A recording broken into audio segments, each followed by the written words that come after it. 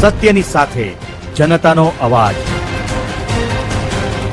આપ જોઈ રહ્યા છો 24 ન્યૂઝ નેટવર્ક। તાજા સમાચાર, ઝડપી અપડેટ અને સચોટ માહિતી 24 ન્યૂઝ નેટવર્ક સમાચાર સૌથી પહેલા।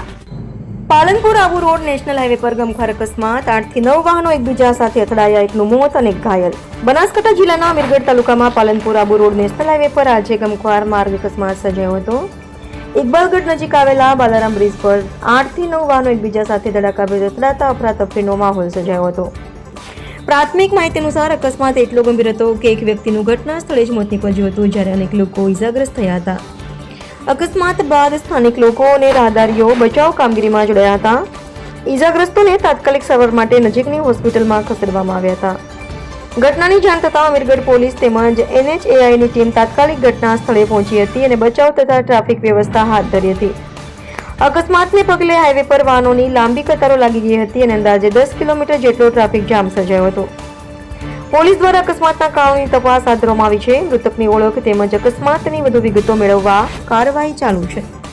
રિપોર્ટર મૂળરાજસિંહ ચૌહાણ, અમીરગઢ।